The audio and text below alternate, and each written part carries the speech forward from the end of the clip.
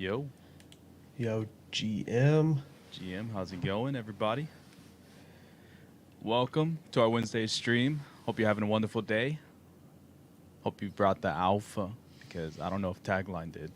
Yo, I definitely did not. Especially if you copy traded me yesterday, then I apologize because it was not it was not good. But Yo, Ribbit.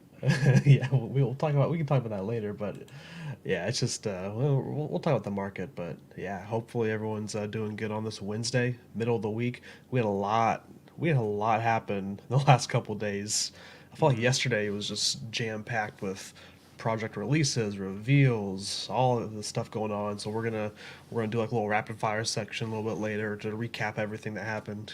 Yeah, But yo, it was a Jeremy, nice little Tuesday. it was. So you had before we get into everything, you Yeah. had something exciting happen yesterday. You had a little public announcement. Do you want to share it for the stream? Yeah, so there's a noodle place that opened up a little while ago across the street from me. And yesterday was like the first time I tried it. It's Okay, Mulan dude. noodles. And I had a beef noodle, and I put the spicy stuff in it. Had Yep. it real hot. It was nice. Yeah, that's obviously what we were referring to. No, oh, you mean this? Okay, yeah, the smaller thing. Yeah, yeah. Uh, Just this little small thing. yeah, the little small thing was, um, well, a few weeks ago, I decided that I would be leaving my current job and my career, and then venturing out into the Web3 world. And I ended up in talks with a certain company, and we agreed to contract terms and everything like that. And I just had to wait about 2 weeks or so to start. And yesterday was my first day. So 2/22/22 was my first day there. And then I ended up signing with MetaKey. So I'm officially part of the MetaKey team. I will be their partnerships and integration lead there. And work has already begun. So I'm doing a lot of handoffs right now. And then also talking to new partnerships and reaching out to people. So Man, that is huge. And I can't wait for you to share some inside information for us so we can copy trade the Medikey people, oh right? yeah, yeah, yeah. No, Please. that's awesome. Super excited for you. I'm looking forward to kind of following your journey with that. 'Cause I know that's a project that you've been bullish on for, I mean, longer than anyone I know. I think so. That's awesome that you get that opportunity to work with them. Yeah, I appreciate it, man. Yeah, it's been I can't say a long time coming, but I was hoping, that I would get here. At one point, I'm totally. And Schiller mentioned it on Twitter Hmm. that in the past I'd mentioned to them like I would love to work for Medikey, or if I could work for anybody, it would be Medikey. And the fact that it ended up working out that way and that I got the opportunity is pretty cool. Yeah, So that's cool.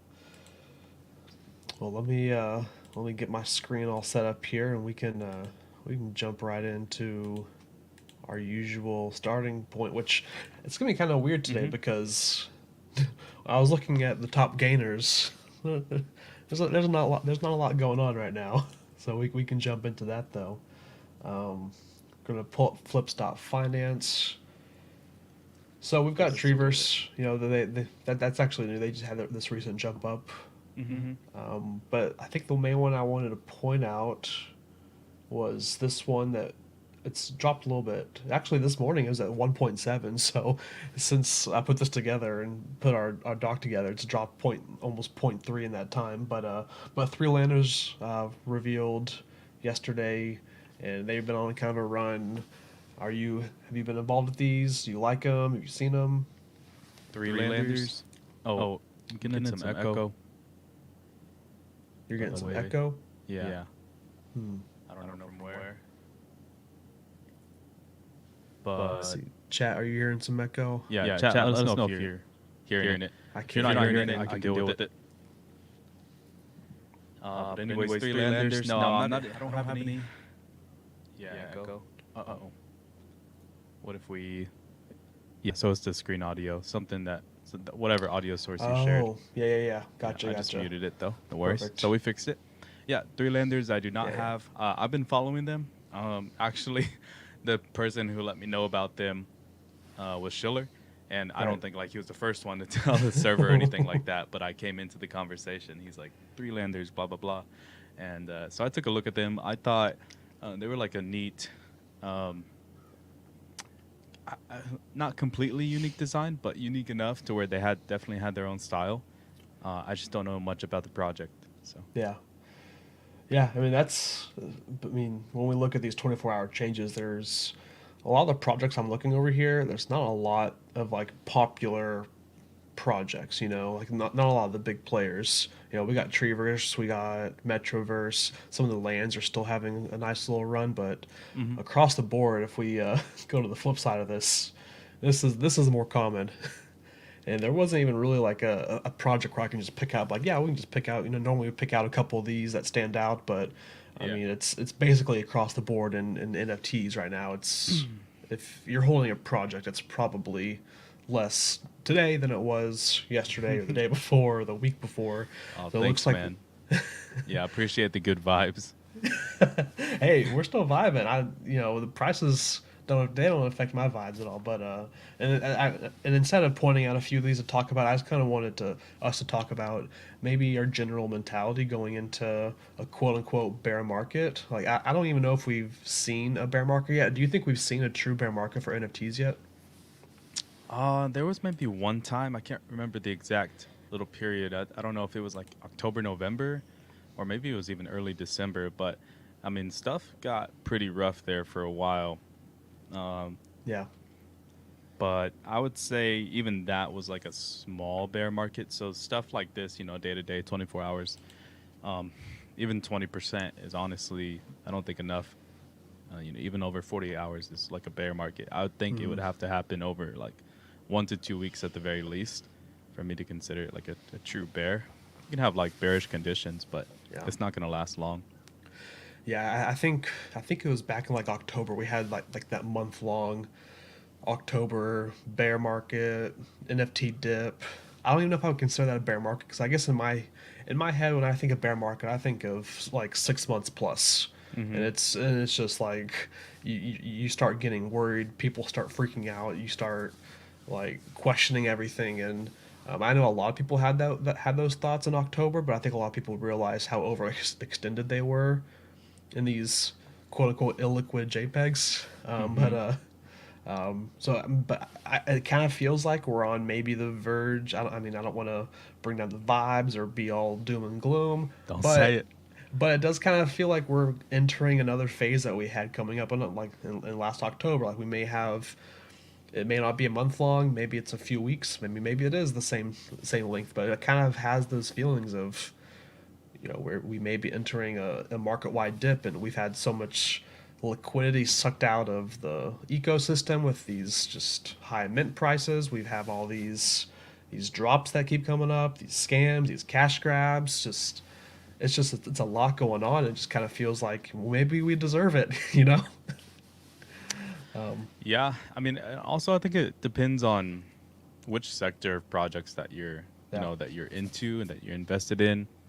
Mm, I think, some of the things that were on your list that you were showing, it's kind of everywhere, but for the most part, they're largely like PFPs, right? And avatars. absolutely. And yeah, that's what, a few of us in the Discord have been saying for a little while. And I'm not saying like we predicted this to happen today, but we're just saying, hey, like in a year or whatever, 6 months, 3 months, like there's just going to be so much saturation of PFPs and not everyone can be successful. Yeah. So you kind of need to sell into that volume or be ready to sell into that volume and really understand like which ones you want to be in long term and which ones you're okay with going to zero. Because when stuff like this happens, and I'm not saying like I'm worried about today or yesterday. Um, I'm talking about like you said, 2 or 3 month period of time um, to be able to cut ties with them and not lose your ETH. You know, take that out and Yeah. put it somewhere safe and just stack it up. Yeah. Do you personally prep for, like a span of a bear market or a market dip, or kind of, I guess, what's your mentality and what's your approach to not going crazy and not just second guessing everything you've done in the past few months to get here? Yeah, I pretty much copy trade him totally, and just That's live with all that. right. So you can take my order tomorrow at the restaurant you'll be working at then. Yeah. No, basically. No, for me, I don't easily get shaken in this market, but at the same time, I'm not really doing a whole bunch of degen stuff. So there's different types of buyers and whatnot. For me, I dip my toe in the degen pool every now and then, but for me to get into a project and then hold it, um, it really takes some level of conviction from me. And so when stuff gets tough or it goes down, I'm not really worried about it because I really do believe in it, medium to long term. And sure, I'll make some short term plays like less than a week and I'll flip those. Like I don't really Yeah.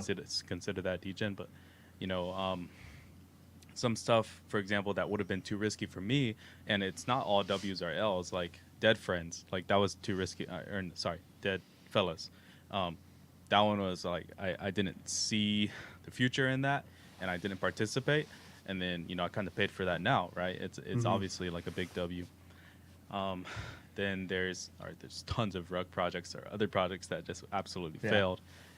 But again, so I just have my criteria. I try to stick to it, and then that's how I'm not shaken. So it's pretty much consistency, like having a methodology, having this criteria, and if you stick to that and you don't, change from day to day, then you're not going to be as anxious or as worried because you're solid in your belief and foundation system.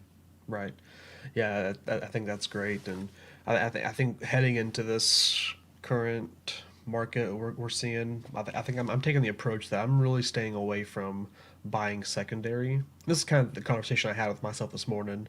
You know how we have those shower talks. Those Yeah, shower we pep do. talks. You're in the shower and you're just talking to yourself in your head, like, you know what, Oh, this is what's gonna happen, and oh, I mean, hey, but yeah, I mean, I kind of had one of those like pep talks, sort of just kind of these like this in my mind, like, all right, this is my plan moving forward. And what it kind of turned out to be was, I'm probably going to stay away from secondary market right now, just because it's everything so it's hard to predict right now, and so I'm gonna stay away from that and limit my exposures that way.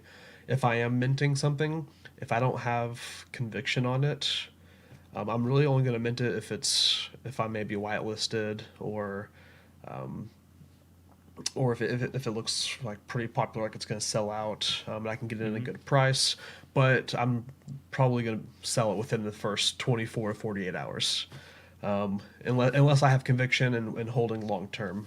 But kind of like I think I'm going to stay away from the approach of minting something and holding it for a week or two and then trying to sell it then, because I think going into this current market, we're seeing that strategy kind of not play out very well. We're seeing a lot of these week to two week old projects start to take a little bit of a dip once they get out of the limelight. A new project comes in, gets the hype, and then the people just keep yeah. going and degen into all these projects. But we're kind of it's weird to transition because last summer was basically like it was NFT summer. It was just full on degen where the strategy back then was you watch icy tools, you watch Moby, you watch all this.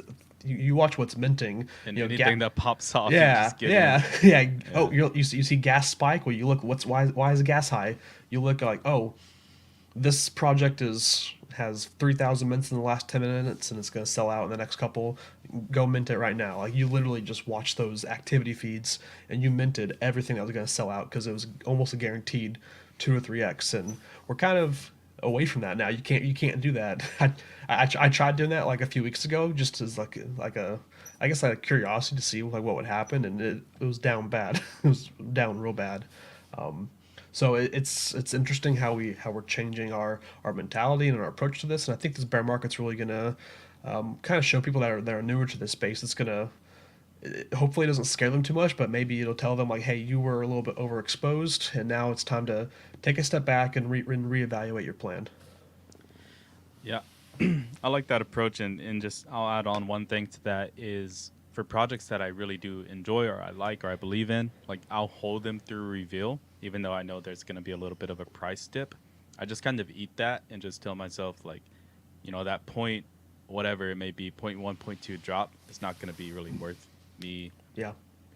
The downside is not as bad as the potential upside if I believe in the project.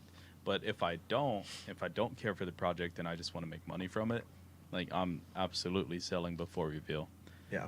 Beforehand, like in the first half of my time here in this NFT space with avatars, I would hold the reveal all the time because I was Hmm. like, the upside is like 50x, 60x versus, you know, um, the downside of being maybe 40% reduction.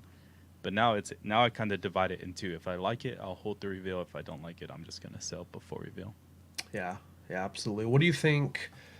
So let's say, obviously, we don't even know if we're in a bear market. It could just be a 24-hour dip, and tomorrow Mm-hmm. everything's back to being green. But let's say Yeah, yeah. hypothetically we are in a multi-week NFT wide dip. How long do you think it's going to last, and what do you think would be something that pulls us out and brings money back into the system and brings numbers back up? Because we kind of Mm, had that. We kind of had some situations happen in the, like, middle of December that started bringing those prices back up. We had these random tokens, we had some projects popping off, and the money was kind of flowing back in. So what do you see if you had to predict right now? Obviously, we'll never know. It's pure yeah. speculation at its finest right now. I mean, I think we saw volume go up for OpenSea for quite a while. It's been kind of like on the downturn, and we've seen this in Top Shot, right? Last year in February, we've seen the peak and we see it go down, down, down, down. But this is a lot different than Top Shot. And not only that, I think we're seeing a lot of I think the statistics for new wallets that are purchasing NFTs continues to go up. Right. So maybe the volume isn't there on OpenSea, but there's definitely a lot more interest building, and I don't think it's slowing down anytime soon. And what's really going to help us, what I believe is after kind of like this tax season, and then also what we've seen from the holidays. I actually thought it was going to be opposite. I thought for the holidays we'd see projects kind of just sell off because people just like taking out and liquidating money for go on these crazy trips and do all this other stuff, gifts, whatnot. Um, but what I've seen from the holidays is that actually we'll see a volume increase, and I think that's just for people sharing it with their family and friends, and they get in, they buy Ethereum, they go and buy NFTs. So with that being said, if we are entering something, I don't really expect it to last longer than 2 to 3 weeks because we do Yeah. have a little nice spring break coming up. We do, absolutely. And Kaz makes a good point. This is something I was gonna bring up as well. I mean, it is something we could see this last until mid to late March, and maybe that's whenever ApeCoin drops. And with the hype around ApeCoin and how much, I guess, exposure that's going to bring, liquidity, just all this different, this perfect scenario that could be a factor, not the only thing, but it could be a factor of what brings us out of seeing all Hmm. these red numbers. So I think definitely that maybe a new marketplaces like Coinbase NFT. I think I saw a number today where they've got the people that have signed up for Coinbase NFT is like 10x the current amount of people that actually hold NFT wallets. Like, it's a huge number. Now, I Yeah. don't expect these people to come into NFTs and be ready to drop $15,000 on a picture of a cat, or a picture of whatever. I think it's gonna take them a while to learn and watch the system. So I think we see maybe more growth. If it's a marketplace coming in or Coinbase that's going to be pulling us out of this little dip, I think it's going to be more towards on the smaller end of the spectrum, and not so much on the high value assets that we see. Yeah. And I just want to say, like, if there is a bear market, can you just take gutter cats with you? Can you just leave them down there? Yeah, but leave the gutter dogs, all right? Like, we got to keep those. I still need one for my profile picture, right? Yep. No, I think there's a lot of projects that probably deserve to go to, if the bear market comes, they deserve to stay down. And not legit projects that are building, but a lot of these cash grabs that we see, I think a lot of these are just going to go completely to zero once people realize what they actually are. Hmm. Yeah. But I mentioned it yesterday, or I mentioned it a little bit ago. Yesterday was crazy packed. Monday was packed. Like, we just had a a lot going on in these 2 days. We had projects released, we had projects revealing, we have the NFL All Day Marketplace was supposed to go up yesterday, and now it's Yep. supposed to go up right now. I saw you put that at the bottom of the screen, so maybe we can get an update on that. Chat can let us know if it's actually up or not. But I wanted to do a quick, like, rapid fire. Let me pull my screen back up again, and I'm just going to go tab by tab from some of these new projects and just kind of rapid fire. General thoughts. Do you like the look of them? Have you heard of it? Do you think it's uh, basically, like, we're not going to go super in depth, but just first rapid fire thoughts on each of these projects that are either released or revealed in the last 24 to 48 hours. So we have already talked about three landers. What do you think? How do you think these look? Weird but cool. You know, it's like Weird but cool. it's not weird but bad like a lot of these other Yeah, projects. It's just strange, but it works together somehow, and the color scheme is pretty fire too. yeah. Now Steve told me, or Schiller told me, these are the next Azukis, right? No, no, no, definitely not the next Suzuki's.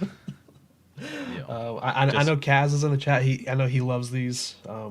I don't mind them. I think they look okay. I think they look all right. But I don't know if I'm, again, like I said, with my current strategy, I'm not a buyer at their current price. yeah. But I do like them. They're definitely a vibe.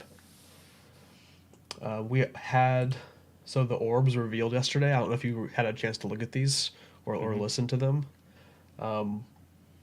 They dropped down to 1.4. Have you had a chance to like look at the audio file Yeah, with what do you think of them? I think I think they're really neat, man. The thing Yeah. is, are they just supposed to be art? You know, and that's the thing that I really haven't done my research in. But just as an art piece, like disregarding the price, the mint structure, all the stuff that has happened, like I really enjoy these things. And if there was one thing that I could have like on a not one thing, but if there was a thing that I could have like on a little NFT display with a little speaker built into my desk, like I would love to have that. It's pretty cool. Yeah, absolutely. I think I'm looking forward to seeing what utility they actually are going to add to it because they were very vague on that. Um, Mhm. I just think the project got held back with their launch, and mainly due to the partnership with 888. I think if they would have done away with 888 and just kind of launched, if BT would have launched it on his own, built up the hype, sold it at 1 ETH, they would have sold out quickly, and these probably would be at a 6 ETH floor right now. But I think with the history they had, the pushback they had with being involved with 888 and the price, I think that kind of put a bad taste in people's mouths. So I think it's going to take a while for people to come around. But I love them. I own a few of them, and I think it's kind of like a art blocks on steroids type of thing. Whenever I was looking at them, let's see. Next we got all right. So these ones I've got my opinions on. Yeah, the tubby cats. Do you like the Tubby Cats? Hey, they're cute. I wouldn't say I would like if I looked at these, you know, I would pass on them. You know, the three landers, I probably would have minted some if I knew about them. Um, just based off the looks, you know, rapid fire type stuff. Tubby Right. cats, it would have been like a hard pass for me. One thing to mention about the tubby cats is some people were talking about it in the Discord this morning, and I looked at the site and I saw that it allowed me to mint, even though they were sold out, right? And Oh in the no. contract, one of their like require statements that we actually went over in a previous stream, but one of their require statements to check that the total supply was less than the maximum allowed, it was at the bottom of the function. So it actually allowed you to send the mint call, and Right. then obviously to return it would fail. So, I mean, I don't know if it's enough for major FUD, and they actually don't have a way that they can turn that mint function off because it's the things that it checks is that the block timestamp, the current block timestamp is after the sales start timestamp. So it's just a single point in time. If this time is after that, the sale is open. So it's not like Yeah. there's no binary flag. So I thought that was pretty interesting. I did see. So these just sold out too. They had their public mint not Yeah. like right before we came on stream, and I think they are getting some pushback because someone was able to mint 1,000 of these in one transaction. They used 200 ETH worth of gas, and just like a crazy number and crazy transaction that they would allow that much to be minted in a single transaction. Hmm. But just ignoring all that, I'm not a big fan of how they look. I know some people are going to like them. It seems like they did a good strategy because I see them all over Twitter, and I'm pretty sure they gave whitelist spots to basically every major influencer.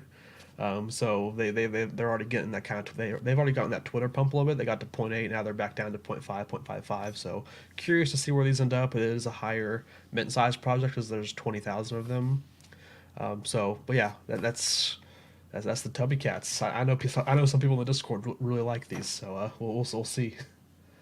And then yesterday we had Starcatchers.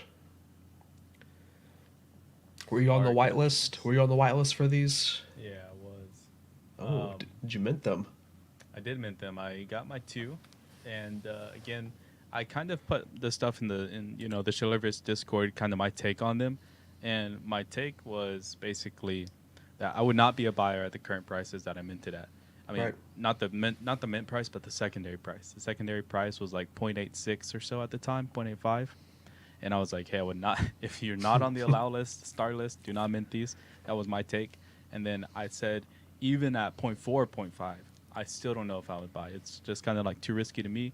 My play, because I was on the star list, was minting two, maybe selling one and hold one at that current price. What I've done so far is just held both of them. I haven't sold, and it's gone down since then, but I don't regret it. Obviously Yeah. it's still up, 6, 7x. Um, but yeah, Yeah, it's I still a huge W if you were on that list. yeah, I haven't done major research into the project or to the team, because again, it was just stuff kind of popped off this weekend. I was busy, but rapid fire on the art and then how the drop went. I think these are pretty solid, to be honest. But it's probably not a project that I'll pay attention to long term, and for that reason, I'm out. Right. I I wasn't on the whitelist, so I didn't mint these. I just kind of I just was observing. I saw they got up to almost, I think there was like 1.2 ETH was like their peak, and then they started dropping down a little bit. Hmm. I think one red flag I did see, and we were talking about it yesterday in the Discord and things while we were tracking it live. But one of the team members minted and then instantly listed.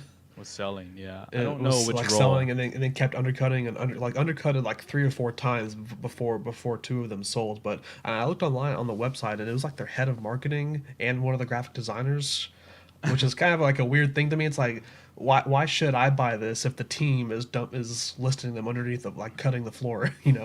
Like I guess they don't believe in it enough and they're on the team. That's what it tells me from an outsider looking in. Yeah, I get it, but also it's like I don't want to paint the whole picture, of that team based on one person's Yep, actions. absolutely. So I can see both sides, and I don't know what he's going through, financially. And the cut that he got wasn't enough, maybe for that. So, I mean, I can't blame him, but Yeah. I understand from our perspective how it can be a bad look. Yeah, like maybe they weren't on the actual core team, and I saw they had 4 mints, and maybe that's all they were kind of promised, and that was their payment for the project for whatever they brought to it. So Yeah. maybe selling two was their way of getting paid for it, which I'm not sure. I don't know the specifics, but just as outsider looking in, it wasn't a great look, but it's not a super red flag. Hmm. All right, so these ones, this is the thing that I sent it on, and I know other people in the Discord did as well. These cyber frogs, and they've gone down a bit, but these Yo, released send overnight. it. They sold out overnight. They revealed tomorrow, but the only reason why I bought, and I'm gonna probably continue to hold. This is before I had my talk with me this morning about not buying secondary. I used Jim and swept a bunch of these, but looking back, I probably should have held some restraint. But I was like, you know what? Sometimes you just feel like being a degen, and you just gotta send it. And I had that feeling yesterday, and this was the result thanks to Chili. Chili said it's a guaranteed like 100x. So that's Oh, literally what he said. you got the chili Not vote of really, not confidence. really. He Maybe you didn't didn't say get the that. BSB guaranteed, but you got the chili confidence. Yeah, I should have waited for the BSB guarantee. But the artist and one of the devs are from a Soul project. That the Soul project's floor is like 340 souls, like $30,000 is the floor price. So it's a super successful project on Soul. I think I forgot what it was called, but it's something dragons. Disrespectful of me for not remembering. My bad. But yeah, this is the artist Pixel Doshi. So the only reason why I bought in is because it's someone that's successful in the space. They're coming into ETH NFTs, and I just kind of wanted to be a part of it, just in case. It's like I just wanted to have some exposure. So yeah, there we go. Dork God has it the Boryoku dragons. Boryoku Yeah. dragons. So I mean, I don't know if you were if you've even seen these, but just your general first thoughts. Yeah, no, this one is I have not even looked at their website. I looked at the Twitter. I looked at the um, yeah, basically some random stuff I seen on Twitter, the placeholder, the vibe. Uh, Bro, it's been so tough for anything almost named cyber, and especially in pixel form. I'm like, okay, this is Yeah, a incoming pump and dump, right? it's a Kong's copy. Yeah, it's basically like an Yeah. incoming pump and dump to me when I see that. That's again rapid fire. That's immediately where my head goes. Yeah. Like, okay, Absolutely. these things are going to be point 0.2. Okay, that means they're going to be 5 ETH next week, and then maybe, maybe even 10, and then they're going to dump all the way to like 1 point something. Yeah, no, absolutely they could be. And I thought this one was funny because I was in the Discord watching it yesterday, and we see this in all these like new Discords. Just these random people are like, "Hey, we set the floor. Don't drop the price. List it here." All these random things. I'm like, "All right, dude, come on." But Yeah. this one guy in particular was like, "Don't worry, guys. The price is dropping, but it's just shaking out the paper hands." And I Hmm. looked up this guy's OpenSea, and he had just listed like 10 of them at the floor. And he's in the Discord saying that, which I thought that's ironic, but that's kind of we see that a lot with new projects. So let's look at I honestly didn't even look into these, but I know Schiller bought these, so I wanted to add them up there. But Bloodshed Bears, these was another recent project, and they're holding up pretty nicely. Yeah. Any did you? Like I said, I'm not really involved too much in this one, so I don't really know too much about them. I know Steve and I know Schiller was, and some other people were, but Yeah, I knew about these quite a while ago, to be honest. And it was just kind of another one of those staking things. It reminded yeah, me of, on chain kind of like play to earn type stuff. Which again, it was like a real big fad back then, a real big interest. It still kind of is. But when I saw that again, I was like, I don't have time to do all that stuff. I don't care to do that yeah, stuff. It's another pixel based art, and again, not hating on the art because I realize that's what these types of NFT projects are not about anymore. Like Wolf Game and whatnot. right, I had whitelist opportunity for this project from two different places, so that's how I knew about it. That's how I looked into it. Um, I think technically I would have been okay, like if I had minted. But seeing the price now, 0.28, it doesn't really bother me at the moment. So yeah. They haven't like super taken off, but yeah, yeah, it'll be one of those it's ones that'll be fun to track. yeah. The thing is that I've come to the realization is that you only have 24 hours in a day, right? And most of that should not be NFTs. You should have some time for your personal life, for your health. Maybe you have another job, and then out of the stuff that you have for NFTs, I feel like most of it should be more research based instead of actually active buying and trading and selling. You should do like 4 or 5x the amount of time in research than you do trading. Um, and projects like this aren't really conducive to that lifestyle. They're very Right. active, and personally, I just don't have time for that, and I don't want to make time for that. I don't prioritize this project enough for me to change my schedule or lifestyle. Yeah, I 100% co-sign with that.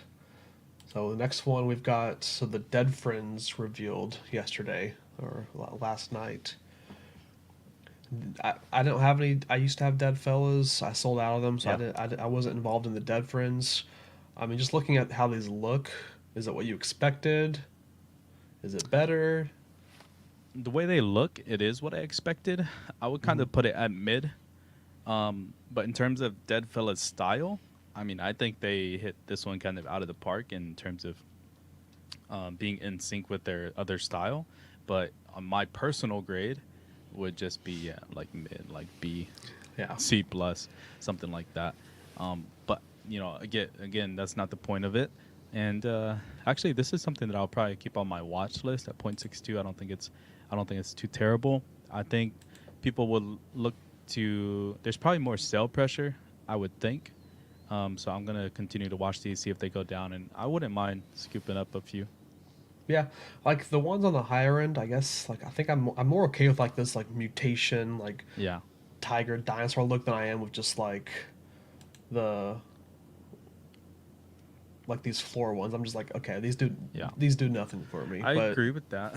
yeah, When we're looking at them here, but when you look at them in Discord or Twitter profile, and you have that circle crop, a lot of the details, and especially because of their contrast, like those details get lost, and hmm, then also a lot of the structure gets cut off because of the circle crop. yeah, So for that reason, that's why I even knocked these down even more because I could tell they're way too big for the circle. Yeah, absolutely. So we had the doggies mint. I think it's Yo, still the going on doggies. too. And D-O these are double G. almost. Let me refresh it to see the price, but they're at okay, they dropped a little bit. They got to 1/8, but they're back down to point 0.8. Yeah.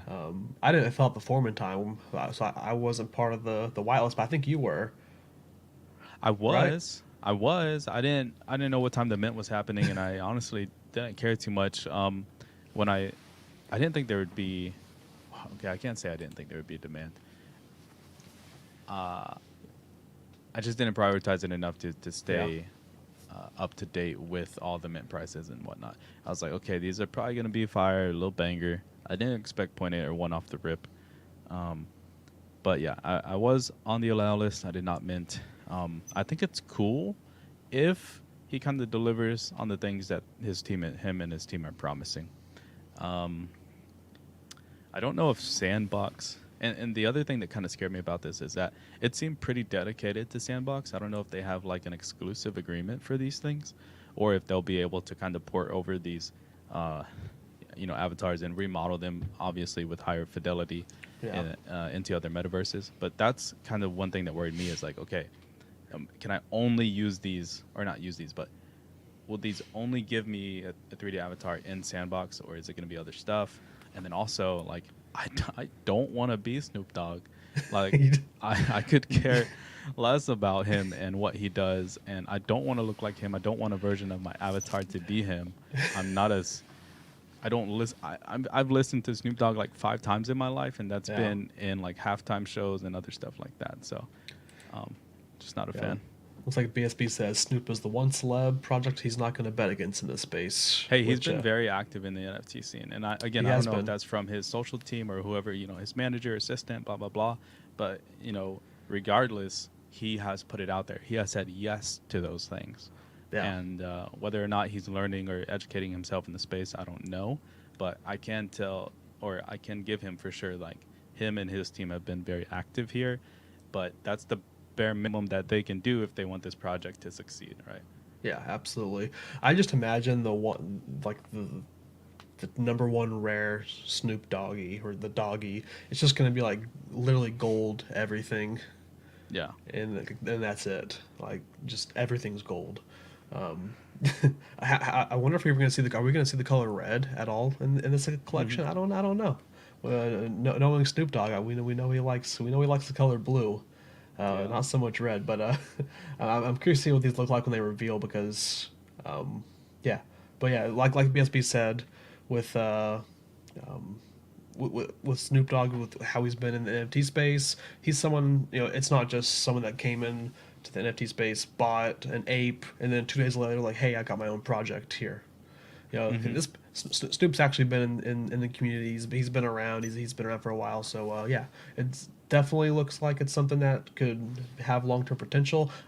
Again, I'm not a buyer at this price, but I'm going to be monitoring it and seeing. Yeah. I would say that he's an active marketer in this space. Hmm. Um, I don't know if I can call him an active participant. Again, I haven't stayed up to date with that stuff, but I'm pretty sure, like on timeline, if you see somebody come into Discord, chatting, typing, talking to people in the voice channels, hosting Twitter Spaces, stuff like that, you usually see it on Twitter. And for Snoop Dogg, I have not.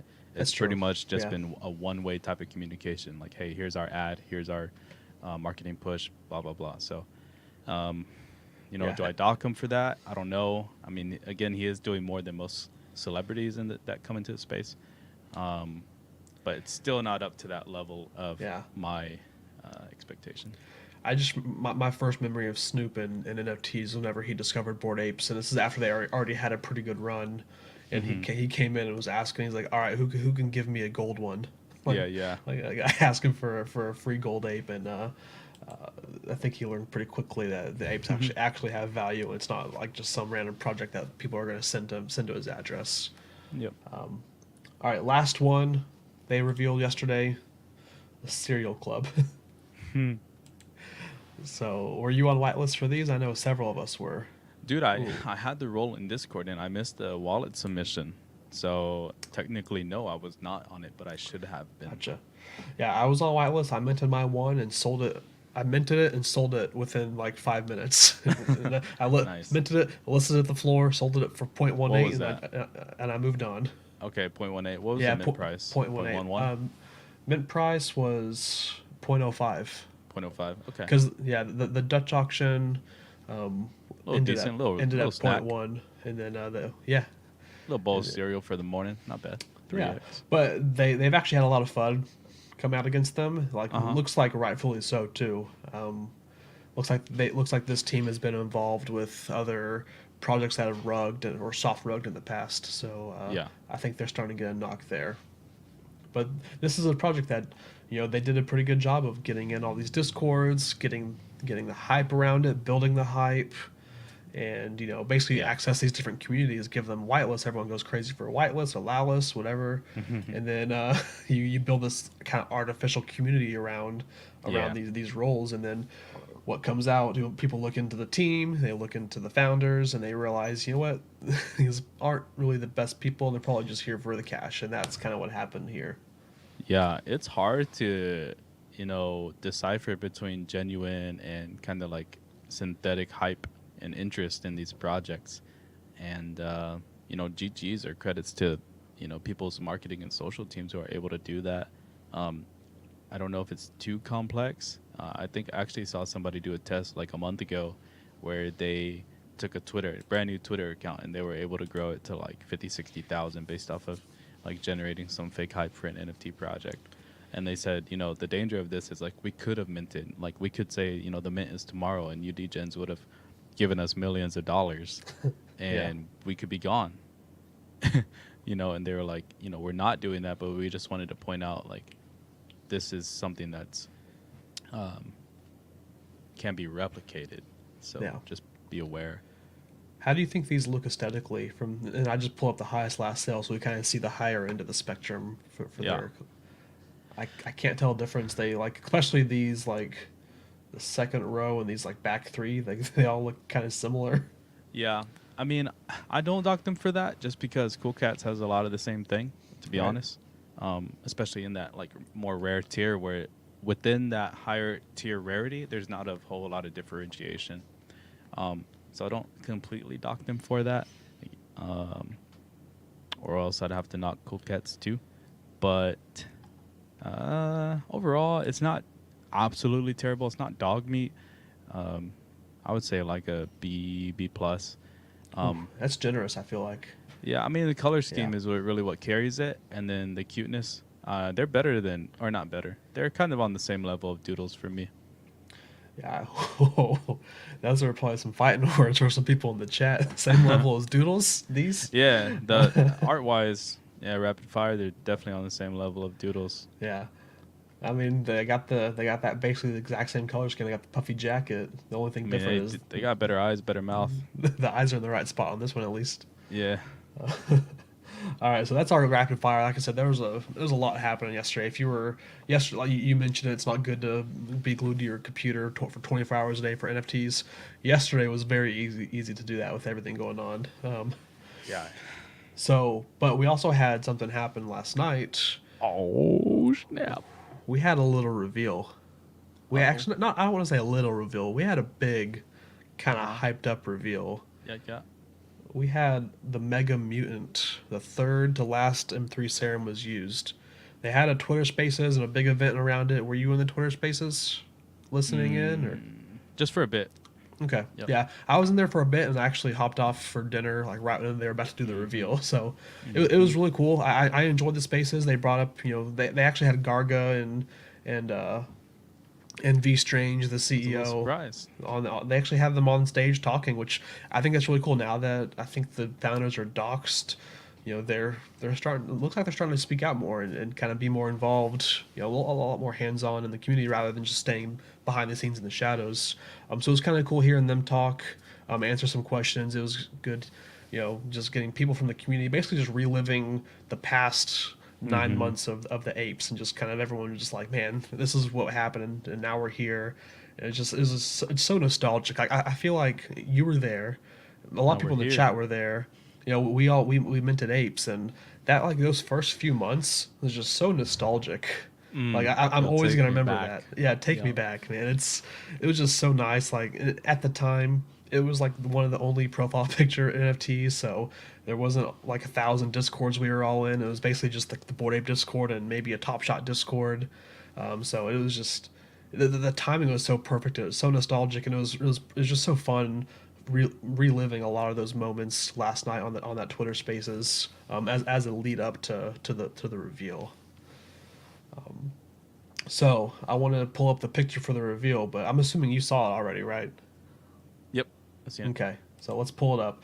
So it was OXB1 that had it, and yeah, let's. What are your snap? I guess we're back in the rapid fire section. What's your snap thoughts of this mutant ape? It's obviously trippy. This is the trippy mega mutant. I think it's a banger derivative, Ooh, yeah, but I think the keyword there would be derivative, and really that's what these mutants are. Is like a first party derivative, but I can't say absolutely let down because we know what to expect now. Because it kind of, I don't want to say fits in with the rest of the megas, but we know that it's not going to be anything. We know the style that they were going for, so yeah. it's maybe something that you could have expected. Um, but if I could, honestly, hot take, I would take all the megas back to the team and tell them to redo. To be honest, Yeah, you don't like any of them? uh, the swamp one was kind of nice. The toxic suit, the radioactive suit was kind of Yeah. nice. But yeah, I mean, I don't think, if they came to me and they said, okay, here's what we got for the release of megas, do you approve this or not? I'd be like, nah, back to the drawing board, my boy. I think the DMT one looked nice. Oh Um, yeah, I forgot about that one. Like M totally said, yeah, But again, like DMT. the skins, most of But these skins, like they look good, but it's everything else about that. yeah, Dort says Dario. This kind of does look like a kind of does look like, hey Dario, here's my ape. Can you do a derivative? And then 2 hours later, this is what Dario sends back. You know? Yeah. Um, But then Dario got that from somebody else too, yeah, right? yeah, yeah. So Uh, I mean, I still think like even though it does look like that, I like the look of this one. I like how it's off. I don't know if you see like right here. I don't know if it's on purpose, but it almost looks like a banana, right? no, No? no, That yeah, I that could see yellow, it. Yeah, yeah, yeah. yeah. I I could don't see like it. I don't know if that just happened, but like on purpose, like it just kind of looks like, and if that is on purpose, that's a nice little touch, just a little subtle, and I appreciate that. Yeah, But I mean, if I had the M3 serum and I revealed it and hyped up with this, I don't think I'd be disappointed, but I wouldn't be super hyped up. I would just be like, yeah, this is cool. This is about what I expected. I think it's more about the meaning behind it than what it maybe actually looks like. yeah. I mean, again, like I said, at this point, cool. I'd be hyped to have a mega, but when I look at the artwork, it's gonna be a no for me, dog. Hmm. I can't wait for the next ones. We've got two left now, and speculation is that it's Gold and Cheetah are the two remaining. So I want to see that Cheetah Mega so bad because I'm a Cheetah ape, and that's gonna be the king of the cheetahs.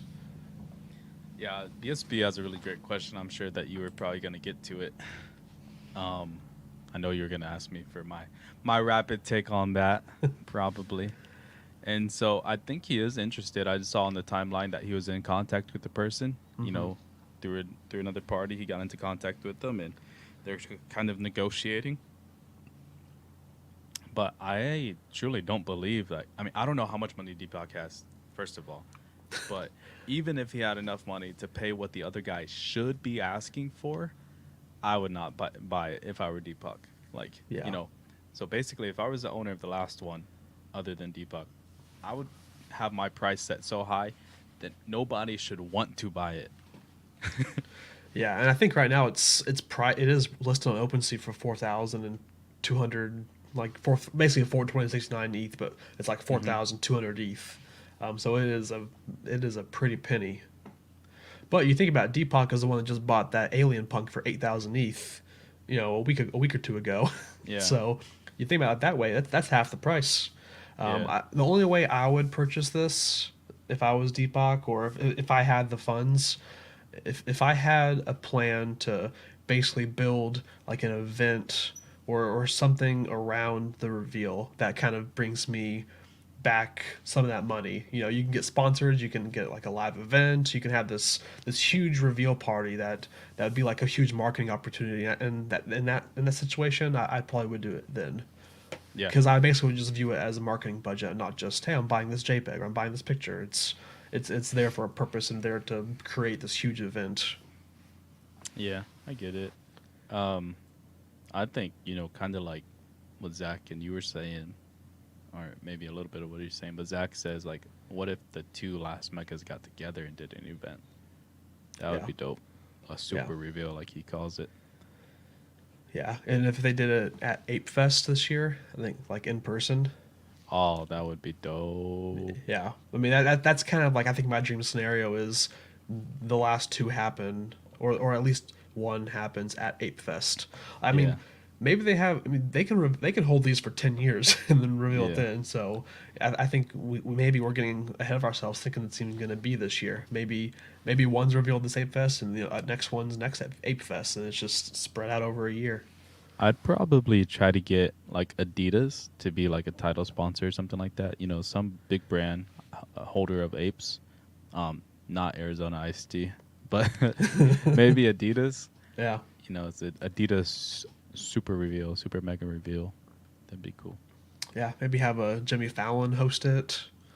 Yeah. Nah, no, no, no. Paris Hilton. I mean, you can have both. You know. No, no, no, no. Paris Hilton. Okay.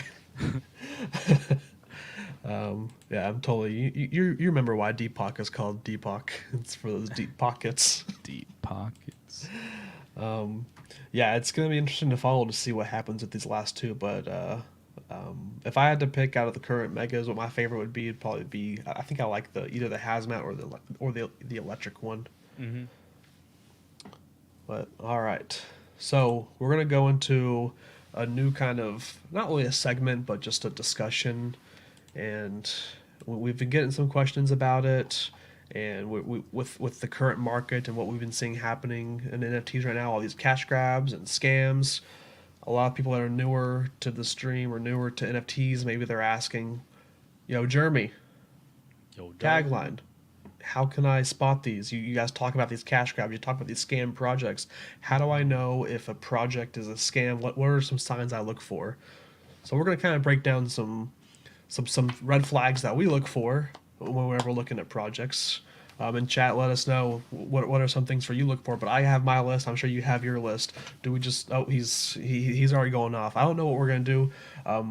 Since he's not here, I'm just gonna go and make the executive decision. We're just gonna go one by one. I'm gonna say one red flag, then he's gonna say one, then I'm gonna say one. We're just gonna kind of go back. We're gonna ping pong back and forth about things we look for. So Mm. did you just go grab something? No, definitely not. But yeah, I think. So are we just starting? Who's going first? I'll go first. All right. And this isn't like a pickup or anything. This is just a red flag. So the first thing, one of the first things that I look for, or a red flag I see, is if I look at your Twitter, and I'm Mm-hmm. talking about a project. I look at the project's Twitter, I look at their Discord, and it's like 300,000 Discord members, 400,000 followers on Twitter. Basically, and it's just easy to see. It's just these fake followers. It's just this fake hype. These fake followers it's easy to buy Twitter followers, buy Discord members. So if I go into a project that I haven't really heard about yet, and I see a massive amount of followers and members, that's an instant red flag. That's an instant red flag to me. All right. So you would say um a large amount? Like what are you saying? What's the threshold? I mean, if a threshold. Yeah, I mean that's a good question. If it's a project that I haven't even heard of yet, and Mm-hmm. like if I look on Twitter, I'm like, hey, and I just see a tweet that's like, hey, this project popped up, it's popular, go look at it, and I go into the Discord and there's 50,000 people in the Discord as members. That's Yeah. too much for me. Okay. Like if it's a newer project, it should probably be less than 10,000, unless it's something that's been hyped up for a while that I've just been ignoring. But if it's something I just heard about and there's already 15 plus thousand people in there and their Mm-hmm. Twitter followers are 30, 50,000, and they get no responses on their tweets, Yeah. then that's kind of my threshold probably. Okay. And yo, Mtoli or somebody, ideally Mtoli, could you write these down as we kind of say them? just so that way we can tweet them out later. Um, Appreciate it. Just to stick on topic there, like on Twitter, I guess I should say, is so to add on quickly to yours, when they have a lot of followers like that 30, 60, 200,000, and I look at their follower list and it says 10 people I know follow them, that's probably a red flag for me. So that's kind of also how I discern what may be fake or like not real followers, or active followers. I don't necessarily want to count that as mine. It's just like a little add on to that. And then the other thing would be kind of what I'm totally said is engagement. So like engagement ratio is definitely where I something that I look into, that I check. You know, if they have 60,000 followers, but then they're getting like 6 retweets or even 60 retweets, that's really bad. So your followers or supporters or whatever you want to call them, they don't like your project enough to share it with other people. So Yeah. that would be that would be my red flag, Yo, bro. red alert, red Yo, alert. yo, cops. Yo, let's get the sirens going. All right. I guess coming back to me, I would say I'm gonna put an asterisk on this one, but I'm gonna say an undoxed team. And my asterisk would be, I don't have an issue with an anonymous team. Like you look at people on Twitter, like look at like we just talked about Deepak. You don't know his name, right? Deepak. Like, yeah, it's Deepak. It's Deepak.eth. Like or Tropo Farmer or these like these people that have these online identities. As long as there's someone that's been in the community behind it, then that's fine. But if it's just, a brand new profile, brand new name, brand new person, like with no paper trail at all to link him back to anyone in the community, or anyone in real life, then that's a red flag to me. But again, that's why I put the asterisk there. Like, I don't have an issue with anonymous people, but I think you can still be like, that's why I say like undoxing, but as long as there's still that pseudonym that has credibility in the NFT community, I don't see an issue with that. Mm-hmm. Yep. I think the keyword there that you used at the end was just that credibility to them, right? Like, what is their stake in the game? What do they have to lose? So I always kind of want to make sure, or check, not make sure, but like check if they have something to lose if they rug the project later on. Right. Um, what is their long term stake in this? Mm, let's see, my next one would, and this is probably just a me thing, but I really don't like when websites, Twitters, Discords, however, they're just full of like English typos and just bad grammar. Yeah. It's just, again, I mean, I'm not an American maxi or English maxi or anything like that, but that is kind of like the professional, the global professional language is English and stuff. That's kind of how we trade. And so if you can't take the time um, and dedicate your resources to making sure all of that stuff is, zipped up tight, then I don't believe that I should give you the time to research into your project more and give you my money. Yeah. Yeah, that's a big one. If it looks like someone at the local elementary wrote it, then it's probably best to stay away. Yep. I think my next one would be like if they're being super overzealous in their Discord. So when we see these where someone jumps into a Discord, they ask a question like, "Hey, I heard this is going on. What's going on with this?" Banned or timed out. If they're actively banning people that are just asking questions in their Discord, without being without having like, obviously people in Discords can be, they can be rash, they can be, they can have a history of just like them being, I don't know, toxic. But and if there's a history, then yeah, sure, you go and ban that person. But if it's someone they hop on Discord and their first thing they ask is just a question, and then your response is to ban them or try to silence them or time them out, that's a red flag, and that's almost a guaranteed cash grab. Because I ask, what are you trying to cover up? Like, why don't you want to answer it? If there's no issues and you're above reproof, you should have no issue addressing that publicly to people that are trying to buy your project before they hand you money. So Mm-hmm. Yeah, that's a good one. I like that.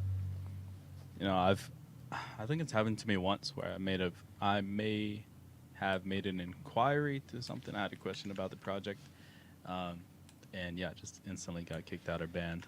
And I know quite a few of you guys have. Shout out how, Gokina.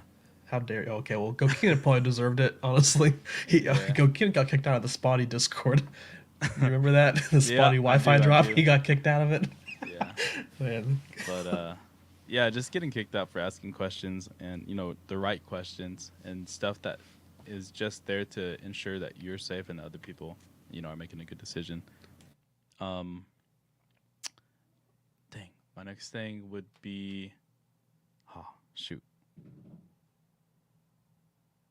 I kind of got lost my train of thought there. Um, oh, was that if they're not willing to kind of put themselves out there, Twitter Spaces, do interviews without voice changers, put themselves on video, if they're not, it kind of relates to yours. Yours was more like Discord based, I guess, but mine was just like, you know, Mhm. uh, face to face, you know, Q&A session. I think if they're not willing to do that, then it's like, what are you trying to hide? And then, Yeah, okay, if that's too close to yours, the other thing that I would say is the um, unverified smart contract. Um, I like the little because tech side. yeah, and it should be Hmm. ahead of the mint. It should not be the day of, where you've already spent the last 2 weeks, 3 weeks trying to get the allow list. You've already built up all this hype. You should have a verified contract that is available to the public um, in a decent amount of time before the mint. And I know teams are somewhat kind of worried about that because uh, then others have the time to try to exploit their contract, but they should embrace that, right? They should be so confident in their contract and their methodology of implementation that sharing it before the mint or way ahead of the mint is not going to be a problem overall in the sale or the integrity of their project. Yeah, yeah, that's a good one.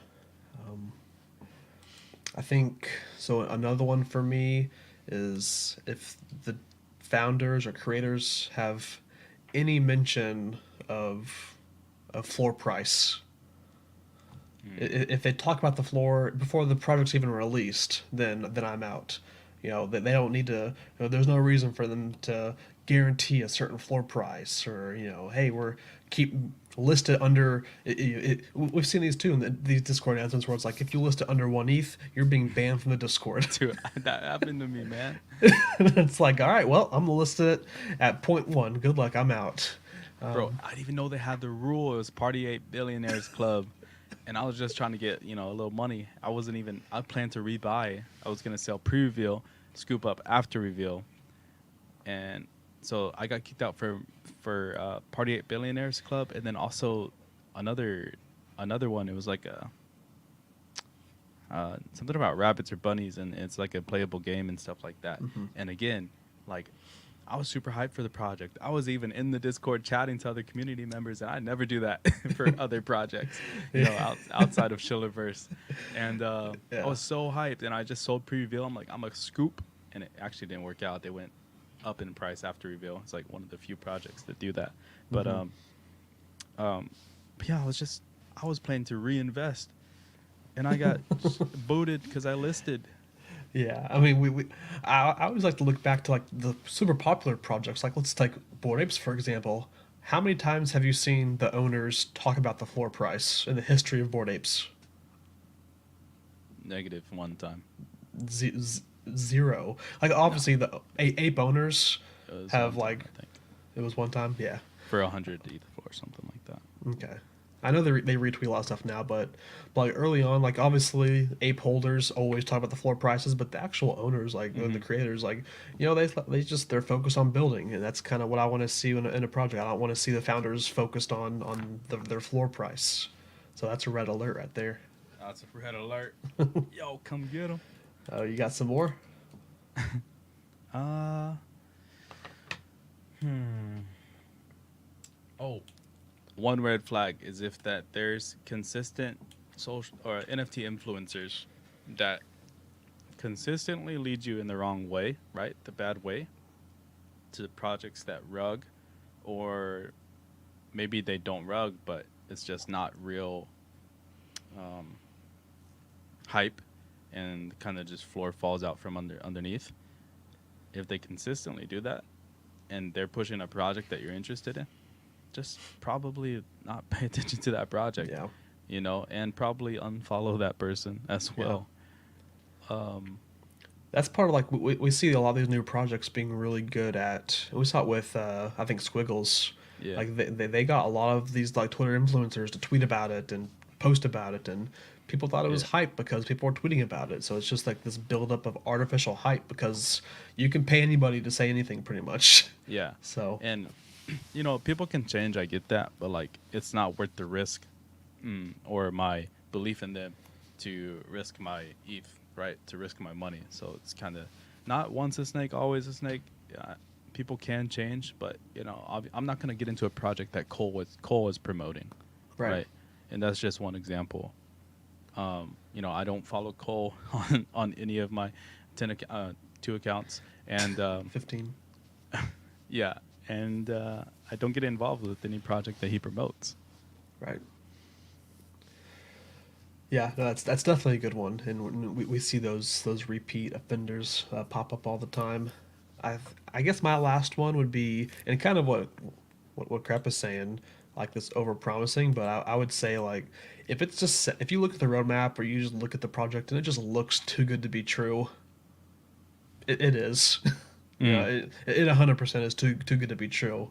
Um, I can think of several projects where I just look at the roadmap and it's just like all these like promises of, oh, we're gonna be in Christie's in 2 months and we're gonna be here. Like you can't predict that. You don't know if you're gonna be at this exclusive auction. You don't know if you're gonna have these partnerships with these huge companies. You Yeah, don't know if this screenshot of a tweet is going to bring me generational wealth and I'll never need to work again. generational wealth. Shout out to Go. 888 Inner Circle. But yeah, if it's just too good to be true, it is, and I would stay away. Yeah. Um. Again, just to build off of that, is what I think the formal name is, like vaporware, right? So it's a bunch of promises. The roadmap has every single thing that you could ever imagine for NFT projects. What are some things that you see, like DAO, community wallet, Mm-hmm. 3D, metaverse. What else? Uh, I don't know. Collabs, Yeah, merch. merch. Like, when they check all the boxes, I mean, as a newcomer, especially, you can be sucked into that because you're like, wow, this got to be like one of the best projects ever because they have everything. And it seems like, maybe they have a really cool website. You could pay somebody like $5,000 to make you like a tier one, absolutely banger Mm-hmm. website, and then not do anything afterwards. Um, so yeah, just be aware of the possibility of vaporware. Vaporware means that after they have their money, they never deliver the software, right? They never deliver the goods. So it is a rug pull.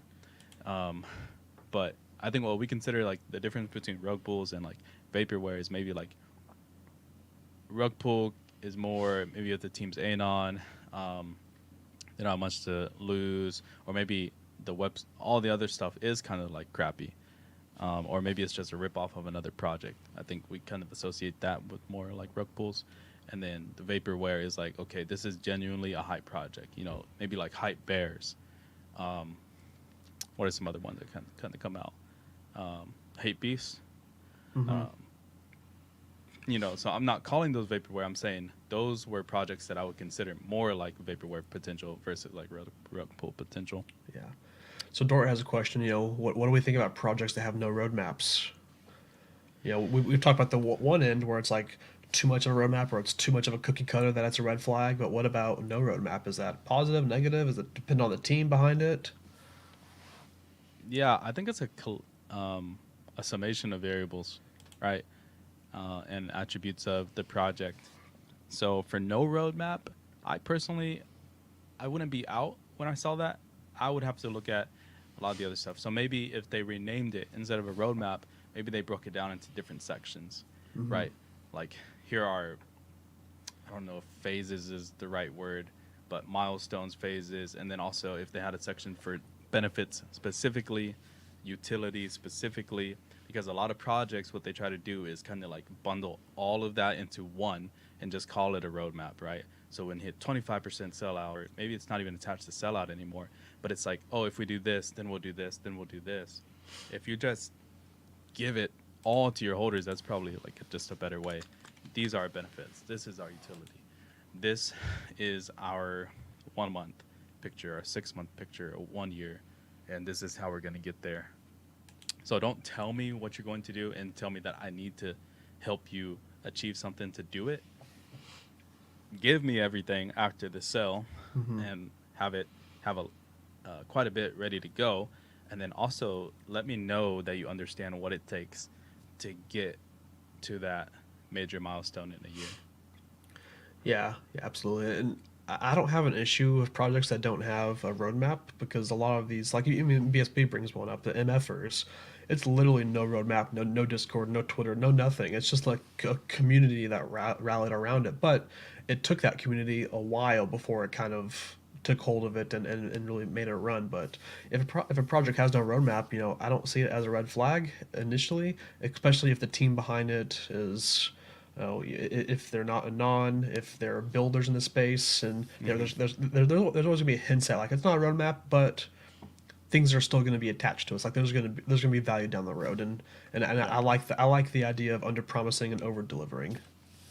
Yeah, absolutely. That's, I mean, your boy worked at Pizza Hut in senior year of high school, and that's what we always said, under promise, over deliver. There we go. Send it. And it Chili brought up a really good red flag for projects, by the way, is if they tried to, and again, it's not, I was kind of, it's like in between yellow and red flag because they're trying to add some sort of credibility to their project, which is what you think is a good thing, right? Like I said, I don't care if the team's in on, maybe if they have credibility, but when they're gassing themselves for that credibility, if they were like um, a water boy from Marvel on a set design, scene production, and they were handing, staff and cast members some freaking Powerade and whatnot. Like, I don't care that you worked with Marvel. They stretch it because I'm sure like a lot of these like visual artists work for more like you design some clouds. Like congrats. Now Yeah, why should we hand you $5 million by minting your project? yeah. Yeah, Show me your. I think there's something called like Behance, and then there's ArtStation. So if you guys aren't familiar with these websites, they're just kind of portfolios for concept artists, graphic designers, 3D artists, and stuff like that. So hmm, um, show me the stuff. Show me that you've been at this for a while and that you've been building for a while. Don't yeah, that would probably go further for me instead of like Chili said, just saying that I worked for Disney at one point. yeah. We've seen that line a lot with these 3D model ones that have been pushed over Instagram. They all have the exact same like byline, like oh yeah, someone worked this artist worked for Marvel, Mm-hmm. and it's all the same. It's just a talking point for them, but there's no like yeah hit the lights off. There's no No, like no, substance behind it. no. Mark Cuban, you got enough of our money. Okay, you don't need more. Yeah. So speaking of more money, let's hop into our next subject. Let's do it. We're gonna talk about some Top Shot. Oh shoot, rug Yo, pull, Dapper loves cash grab. money, so we could probably talk for a long time, hours about our thoughts on are they oversaturating the marketplace and everything. But I just wanted to kind of hone in on this new edition they have starting today. These one of one auctions for each team. Have you been keeping track of this? Is this something that you were looking at? I mean, to buy, Well, definitely not. not But not to buy, but how many are you but to gonna be buy? aware of. Yeah, Yeah, no, I mean, I definitely saw this. I saw this on their blog post, saw that it was happening, and I thought for the right person or the right people, it's gonna be amazing. yeah. Like, I love that they're building this into their ecosystem. The one thing though is like I understand, okay, this is the first one, built some hype. I do hope that they come out with some type of other tier besides just a card collector. You know, build off of these kind of like VIP passes. Make it earnable. make it redeemable, burnable, whatever you want. Um, Introduce more of this stuff, but to a little bit of a wider party. You Yeah. can't give it to everybody. Like collectors definitely deserve something, and they're already airdropping free packs. They're doing the challenges. Like cool, that's their cool reward system. But basically, have this like battle pass system that people can determine what kind of tier of collector they are, besides the collector's score. Right. Yeah, I just think that I think the way they're going about this auction, because as one for those that don't know, it's they're having these all star VIP passes auction off as NFTs, and there's 30 of them total, one for each team. And the first one, the first auction starts today, at I think 5 p.m. Pacific, so 7 p.m. our time, Germany. And they're starting off the Lakers. Tomorrow is a different team, and these auctions run for 7 days, and it's only one being released per day. So I just think it's the format of the auction, the way that they presented it, it's basically set up for them to pull out as much money as possible through these auctions, which I guess is ultimately the goal of an auction. It's only one team per day. It's not all at once. They start off with probably the most expensive team. The Lakers is probably going to have the highest price tag, and that's of course going to be the first one they choose because Mm-hmm. it's going to people are going to see that and it's like, oh well, that one went for this price, so these other ones should probably be for somewhere similar, just a little bit less. So yeah, it's going to be interesting to interesting to track. But the weird thing is that it's not even like if you look into the past, like it doesn't matter which team you buy. The only difference between the teams is what the NFT looks like. Yeah. So if you like people, I think some people have this illusion that, oh, if I buy the Lakers pass, I'm gonna get a backstage pass. I'm gonna get a VIP pass to the Staples Center or like the Crypto.com Center or whatever it is now. I'm gonna get to Mm-hmm. meet LeBron, do a shoot around with the Lakers Leo team. LeBron. But it's really it's all the benefits happen at the All Star game. It's not even at the arena for that team. It's just all the benefits, and we can look down here, but it's all about all the meet and greets, all the shoot arounds, the VIP access. It's all at the All Star game at the host arena. There's nothing that ties it physically. There's no physical benefit that ties it to the team that you buy, which I think is very interesting. And I'm curious to see where they end up at. If you had to guess, what do you think the price for the LA one sells for, the Lakers one sells for, and what do you think the price average across the board that they'll be going for? Brother, that is hard. I don't know. So I mean, just putting a guess out there. Mm, I mean, I'm gonna just go with 100K for Lakers, I guess. Hmm. Yeah, we'll just throw it out. Six digits. I think that's. I mean, I think that's a very. I think that's a very good guess. I probably would think around 75 to 100,000 as well, right in that range. And then maybe the other ones. I think maybe the cheapest we see is 25, 30,000, like the absolute cheapest probably. Mm-hmm. So we'll see. How many? I know BSP's in the chat. He's probably going to be going for a few of these. TrueCon obviously is going to be going for the Lakers one True con. because TrueCon's got like 5 mansions. This is just pocket chains for him. Mhm. He's going to swoop in the last minute of the auction and just take it. Exactly. But I did see like the minimum price for these is $10,000, and if one doesn't actually meet the minimum price, then whoever like bought multiples of these, they get put in a drawing and they'll get basically airdropped the unsold ones for free, which I think is a very interesting aspect of it. So I wonder if we're going to see like some whale like Dingaling who's big Yeah, into Top Shot, or someone else is coming in and buy a few of these just because they can. I wouldn't doubt it. I'm really interested to see how this goes down. It's gonna tell us a lot about the top side, the top heavy part of Top Shot, and also just not primary sellout. Like, are these things gonna be? When are they gonna be sellable, and then how much do they resell for? Yeah. Yeah, I saw that they take a snapshot because it starts with the 2023 All Star game, and they take Yeah, a snapshot every January 1st of the owner, and that's who to gets see who the owner is. the perks for that year. So Hmm. you can use this up for the first year, and then sell it the next year, and sell it, and then someone else gets the perks the next year. So I'm curious to see also how much how these get transferred, and if people are quick to kind of use it and then sell it, or if it's like a high end flip for some people. Like I don't know. It's gonna be interesting to watch. This is the first kind of one of one thing that we've seen coming out of Top Shot, and it has some real life utility attached to it. Let's see, but all right, we're gonna hop into one of our segments we've done before. And we got people out there, they're new to NFTs, they're new to our stream. There's a lot of words thrown around that they don't know. I Hmm. can only imagine, the words that we say that's like people will just raise their eyebrows, like, what does that even mean? So we got a little knowledge for normies coming in. Let's go. So I got one question for you. I'm, Yeah. these projects, they release these pictures, they have these reveals, and I always hear these people say, or these projects say, like, oh yeah, it got uploaded to IPFS, or it's on IPFS. So, Hmm. Jeremy, please tell me, what is IPFS?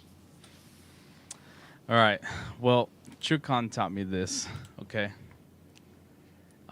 So it's essentially, oh yeah, and totally said, what is a TrueCon? So TrueCon taught me this. IPFS, what it stands for is Interplanetary File System, right? So this is a way. It's a lot of people relate it to the blockchain because it works in a very similar manner, except it is not a blockchain itself. So it's just a distributed system for storing files in a decentralized manner. So that's why a lot of people relate it to a blockchain. But IPFS is actually blockchain agnostic. Um, any blockchain can refer to it. It's like um, our web hosting system that we have today for Web 2, except it's not centralized. Not one single entity owner or whatever controls the machines or the devices that data is stored on. So it's decentralized. People can run nodes just like you run a blockchain node or validator. Um, People all across the world have nodes that have a verified copy of the state of the IPFS, which allows it. If one node goes down, um, it's still accessible. Or if one node gets compromised or whatever, one node is trying to have fake data on it, it gets overridden by everybody else's nodes. So what you can store on there, you can store files, you can store websites, you can store apps, you can store images, videos, GIFs, anything like this. So uh, that's essentially what IPFS is, and I guess the benefit on what why people use it for NFTs, it's because it's essentially it's kind of like resilient to someone's attacks on web servers, right? So you can't get overloaded. Um, Now, a single node can get overloaded, but the IPFS network in general can get overloaded. The other thing is it's kind of hard for somebody to censor that. So if like WikiLeaks, if they wanted to put something out there and then not have that be taken down, IPFS would be a good place to store that because um, there's no censorship because there's no centralization in that. And then again, just because there's nodes everywhere means that there's going to be a smaller like ping, smaller delay, so you can actually get data faster. So again, IPFS stands for Interplanetary File System. Yeah, TrueCon taught you well, like he said. He Hmm. gives you a thumbs up. So, in very layman terms, IPFS is a uh, Web 2 or centralization resilient network of file storage, file system and storage. Nice. That's always a tough one to explain because I would say quote unquote degens that are in this space, they just throw around IPFS, but they don't even know what it means. Like, Yeah, it's on IPFS. IPFS, we're fine, it's Yes. good. Yeah, a lot of people use it in terms just like Google Drive, right? Oh, it's on the Google, it's on the Drive, Mm-hmm. it's on the what is it? Not OneNote. What is it? Dropbox. It's on the Yeah, Dropbox. That's how people use it. Do people understand how those things work? Maybe slightly more than IPFS, but probably not in detail. And they use IPFS the same way. Oh, it's on the yeah. IPFS. Um, but that's why we use it for NFTs is because it shares the same principles as as the blockchain was created for, right? Decentralization, uh, not censored, uh, global, a safer way to store things.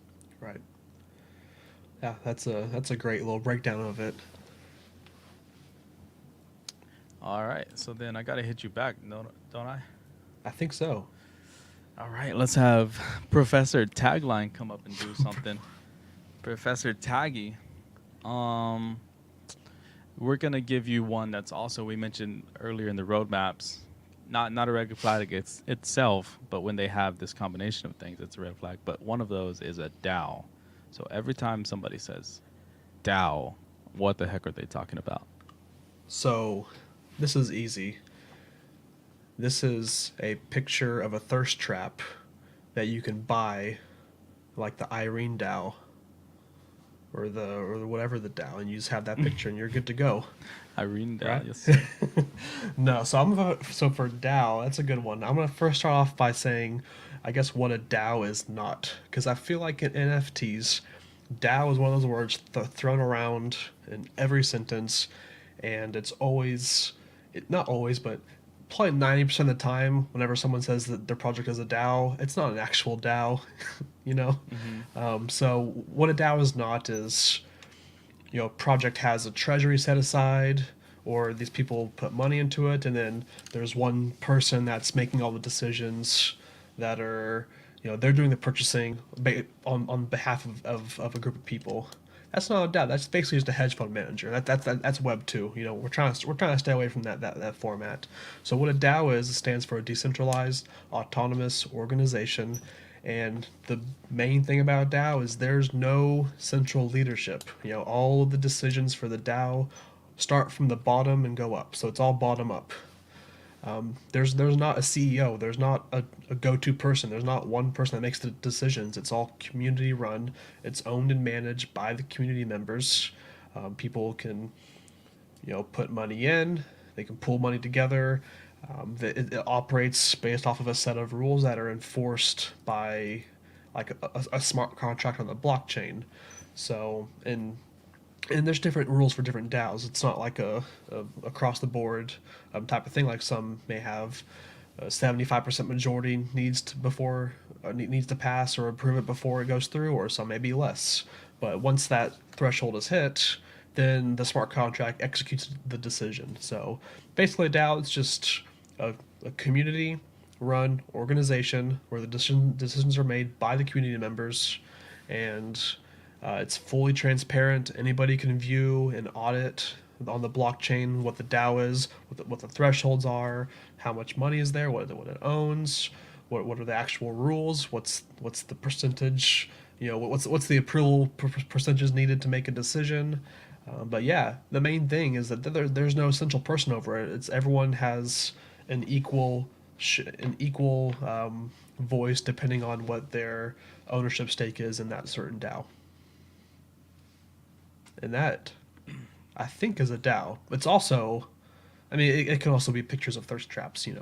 Yeah, That's what we saw that last that's why few I weeks got ago. my camera. I was actually about to take a picture of you. The screen Oh, thought was I was on my phone, so I was gonna take a picture of you so that way I can save it for my DAO the taggy and DAO. start a little thirst trap DAO. Yep. I'm So wearing a little bit too much clothes, I think, for that. you're kind of caught in 4K at the moment, but yeah, man. DAO, that's another one of those words that are just thrown around without any real meaning Hmm. for a lot of the users, degens at the moment. Um, I'm like, hey, let's start a DAO. Let's do DAO, DAO this, DAO that. And that week was pretty funny though when all the thirst trap DAOs were going around. Oh my gosh, I think once that week happened, I was like, yeah, Yeah, we're due for a bear market. That kind of that was the writing on the wall. We hit the yeah. peak then. The other thing that I just want to throw on top of there is like the structures of the models don't all have to be the same for the DAOs. Hmm.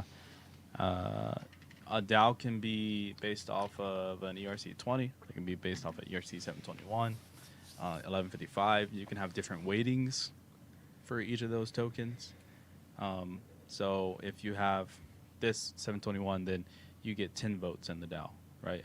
Just Yeah. kind of how like Jenkins is doing. I don't know if it's officially a DAO for their Genesis collection, but you see the weight given to the different rarities of those tokens, right? So that is something that can be done as well. Right. They are going to have 2 DAOs in the future, but that's another discussion. Um, yeah, so not all DAOs are structured the same, and nor do they have to be. Yeah, absolutely. Well, we've got one more segment. Oh, yeah, there we go. Take that one last picture. All right, I got you. Yeah, we got one more segment. This is a popular segment, and we're just going to jump right into this.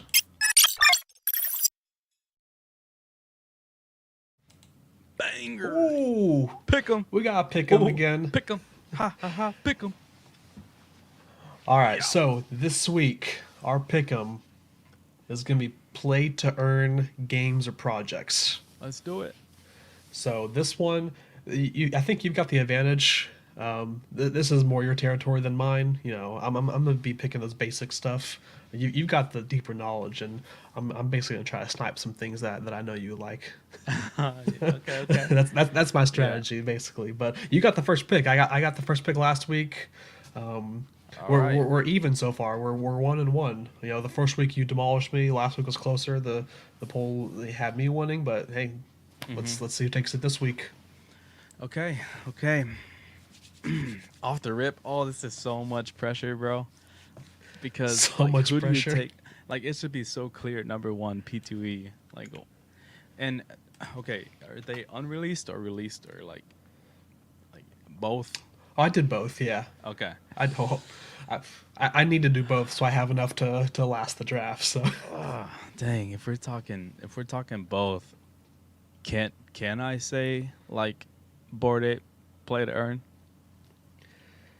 ooh, I'll let the chat decide. Is he allowed to draft the Bored Ape Play to Earn game? It is on the roadmap. It's Yeah, on I the mean, roadmap, but we I'll have say I'll say zero knowledge. it's on the roadmap. We have nothing. We know nothing about it. M totally says hell no. All right, Let's all see. right. Any other opinions? BSB, Door, whoever else is in there is. Can he have it? Because I'll let the chat decide. I'm not going to make a decision. Oh, BSB okay, says no okay. too easy. The chat's No, not going to give okay. it to you. So if they don't do big, then I guess Meta Heroes doesn't count either, right? They have more stuff kind of out. They have more stuff out. That was on my list, so that's why I'm kind of like being silent. I'm like, does and totally the mod totally does Mud Meta totally. Heroes count as well? Oh, That he is says that's fine. fine. Okay, okay. Well, that doesn't matter. I guess for you it's okay because I'm actually gonna go with I'm gonna That's go true. with parallel. Meta Hero does have PAL already, so they do have that token. And Yeah, I'm gonna go parallel anyways. And parallel. this may not be a popular one with the community, but from my understanding and just comparing everything, I'm gonna go with parallel. Okay, that's I knew that was gonna be one of the ones that you liked. All right, so then we're still doing the way where I get now I get two picks, Two right? picks, yes sir. Okay, I'm taking Bored Ape Yacht Club. Okay, dude. No, I'm just kidding. Chicken dinner. Chicken Derby, yeah, no. So I'm gonna take the one that's basically. I think this one is probably the clear 101, just off of its impact and like worldwide right now. It's basically supporting a country in its own, or it had Axie been. Infinity. I'm taking Axie Infinity as my first pick. Okay. Yeah, Axie. That whenever I first think of Play to Earn, that's like my mind first goes to Axie. Mm-hmm. Um, That's a, you a know, lot of people's. Chad don't like it, but in my head, so that's why I said I'm not. This is not my area of expertise. I got a oof. Oh no, I take Yeah. it back. I take it back. I take Bay All C. right. All right, my second one. Oh man, you're gonna be mad at me. I'm sorry, but I'm gonna take Frontier. Ah, They got the partnership with Ubisoft. They're building. I'm taking Frontier. I was hoping that one would drop. Yeah, drop Yeah. to me. Okay. Then, you know what? I got two picks here. I'm gonna go ahead Yep. and burn one. I'm probably gonna say, I don't know, which one did I take first? You know, first I'm actually gonna do the unpopular thing. I think I'm gonna go Illuvium, and then I'm gonna go Meta Hero. Oh, all right. You took my meta hero. I didn't know you were gonna take that one, but I know you. Yeah. I know you're big on Illuvium. You've told me that one. I think you showed me that like months and months ago. Whenever the Yeah, price was like still cheap, you're like, six, "Hey, eight this is months coming up," ago. and I just didn't even pay attention to it. So yeah, that's a good one. That was on my list. All right, so you've got We're halfway done. Parallel, Illuvium, and Meta Hero. I've got Yeah. two more picks coming up to Two add to more. Axie and Frontier. Yes, sir. I'm looking at my list. Oh no. Okay, well, you know what? We got this. You Mm. see that? You see that right Cooltopia. there? I'm Yeah. taking. I'm taking Cooltopia, because it's Okay. there. It's right there. It's gonna be probably one of the more wide reaching ones that we've seen. So I'm just gonna Mm-hmm. send it with Cooltopia, and then oh, I'm deciding between two right now, and I don't know which one to pick Ah, dude, you because might have I won am over the and crowd with Cooltopia. and let me just be completely honest with these two picks I'm deciding between. I know no, I don't really know much about these. I don't really own anything, so I'm just gonna send it on one, and I'm gonna take Gods Unchained. Okay. And It's I'm not. taking it because it's playable. It's an actual It's currently been out for playable game. years. It's been Yeah. out, so I'm gonna go Gods Unchained. It's not terrible. It's not terrible. All right, now you got your last two picks. How are you gonna round your team out? Mm. You know, two things that are really popping off right now, and they're very similar. I think I'm gonna go with Zed and Chicken Derby. Okay, dude. Zed and No, Chicken Derby. you heard him. You can't no, you can't take it back. You said it. It's locked in. No, no, I'm capping. Hell no, I'm You not. can have them. You can actually you can get your five. And you can get those two on top of it too. You can have a team of seven with those. Um, I'm gonna go. This is where it gets tough because this is where definitely we drop into a different tier. I think there's probably some high tier ones that I'm missing out on. I don't know everything, despite what you may think. I don't know everything about the P2E games because I'm really like I was an FPS gamer. And that's really the only thing that catches my eye these days, which we don't really have those in the space at the moment. So, uh, I am gonna go with Guild of Guardians, I guess. Mm, Guild of Guardians, yeah, and then that's your last one, right? no, I got two. Oh, that's right. You did good. That's Yeah, right. I have one left. You got two. I kind of Guild tricked of you there. Guardians was the one I was debating between Gods Unchained or Guild of Guardians. Those Yeah. are the two I was going back and forth on. Okay. So there's a lot that can go into this last slot, Hmm. but I'm just gonna go with what I'm kind of personally excited for, and that I've mentioned it before. I've actually picked them in another draft. Wolf Is Dog Game. no, not Wolf That Oh Game. no. No, I'm gonna go with BYO pills in that Oh yeah. ecosystem. Yeah yeah.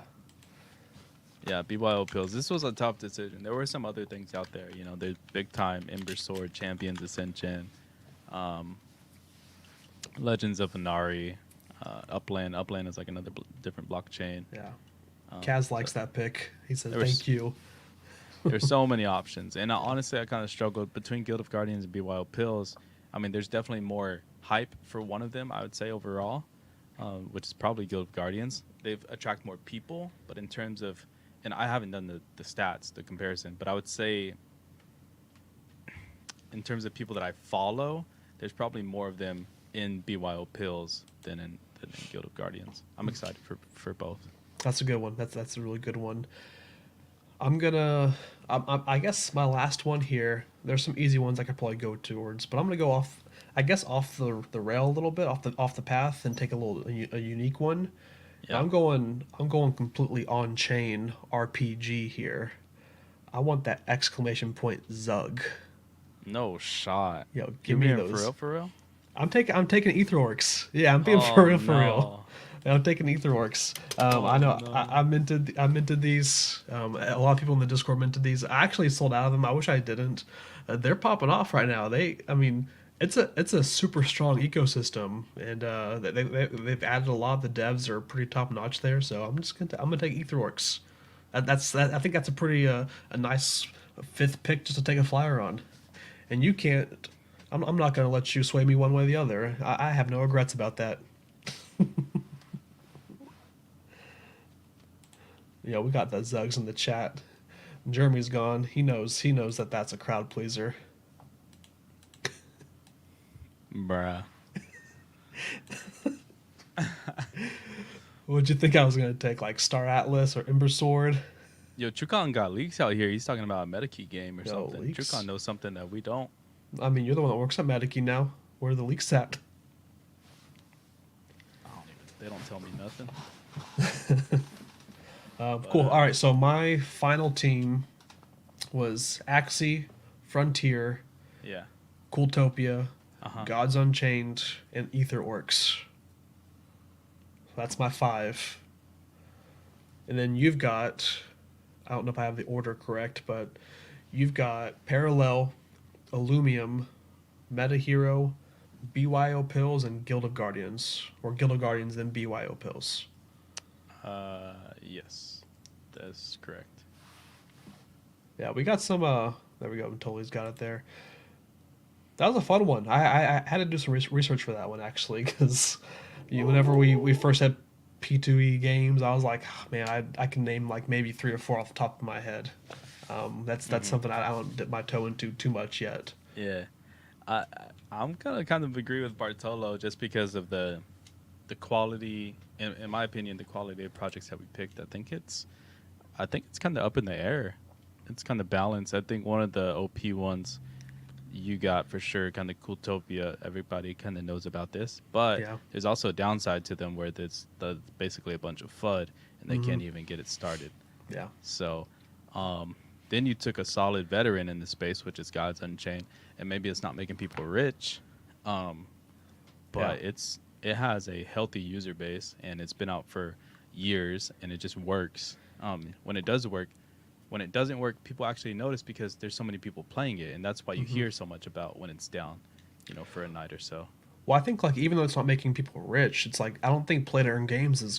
I don't think the point of them is to make the player rich. It's just mainly Hmm.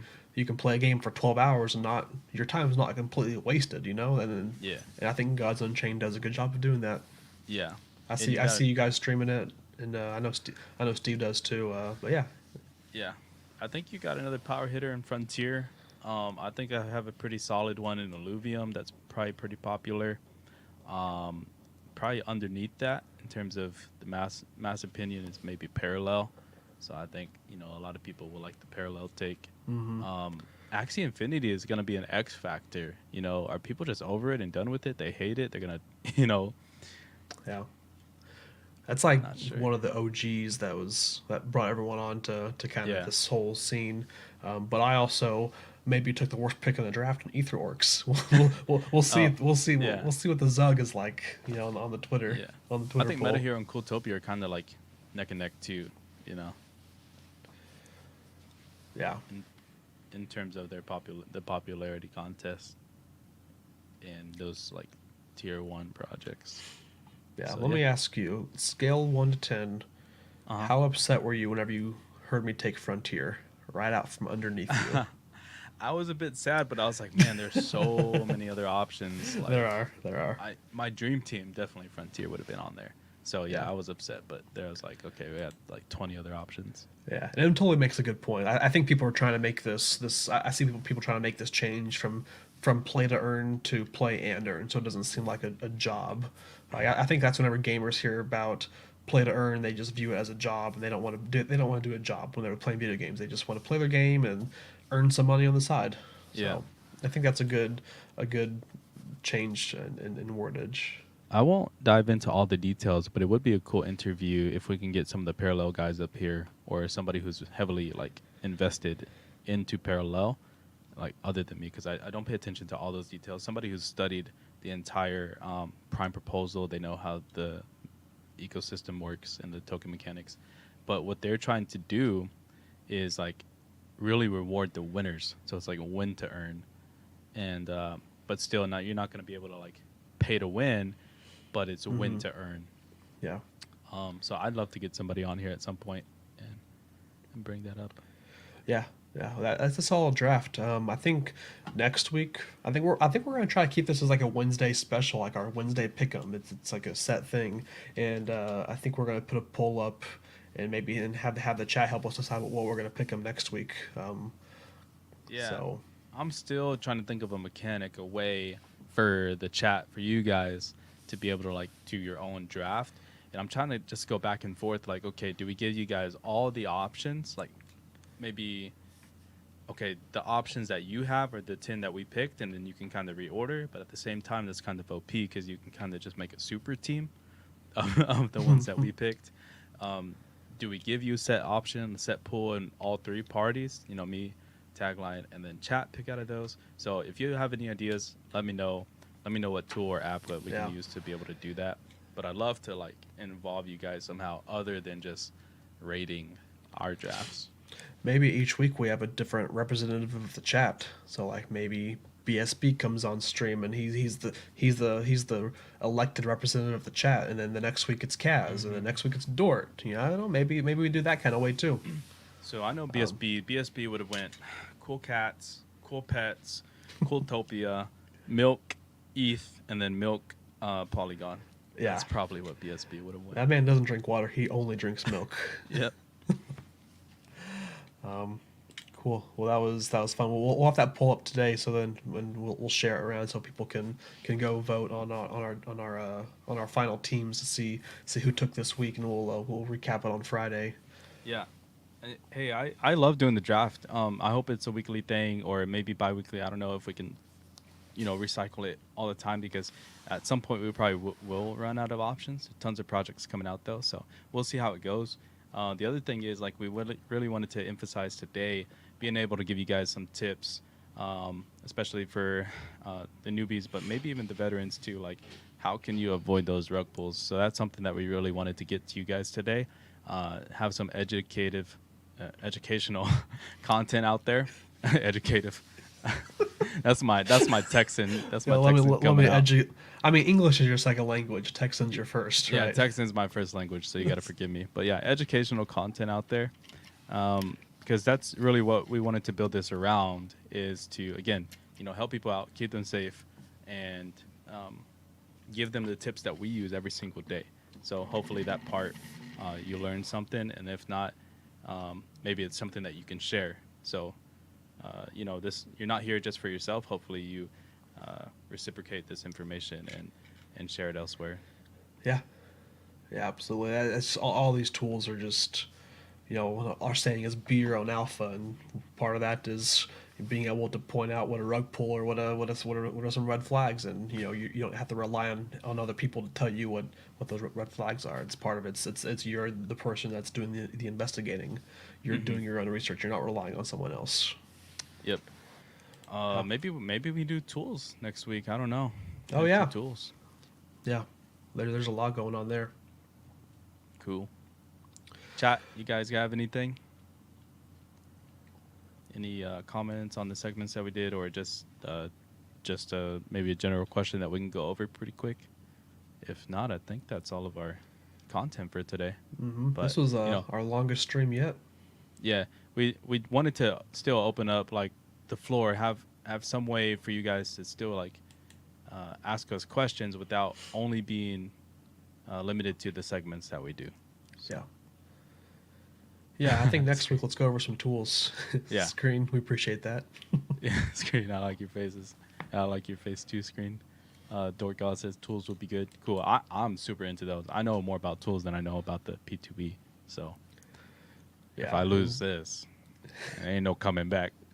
Chili says we got that golden, the Invisible Friends Golden Boy auction. The top bid's 237 ETH right now. So that's gonna be Wow. fun to track today. I think yeah, that's gonna be an interesting project. So we'll see how that goes. Yeah. Yeah, that's Cool. cool. Oh, we got a little YouTube comment in there coming from Josh. He says, I like the idea of tools to use. All right, settled. We'll do Tools it tools. is. Yeah. If you guys wanted to include some options for us, I mean, I think we know both quite a bit, but if you think there's one that's kind of under the radar, maybe one that we wouldn't necessarily think of, just give us a comment, DM, whatever. Mm-hmm. Well, I think that's pretty much all we had today. It's Mm-hmm. kind of full stream act, a lot going on. Yep. We appreciate everyone for showing up today, middle of the week on a Wednesday. We'll be back here Friday, probably at the same time, 1 p.m. Eastern. We, Mm-hmm. yep. Yeah, Friday, 1 p.m. Eastern, we'll be back here to get everyone ready to head into the weekend. Until then, like we said, just be your own alpha. Yeah, absolutely. And Dort, definitely hear you out, man. I got you on that. Don't worry about that. I'll put that into our content next week. All right, y'all take it easy. Hopefully catch some dubs today. Avoid the rugs, and yeah, be your own alpha. See you, All right. boys, girls. Peace.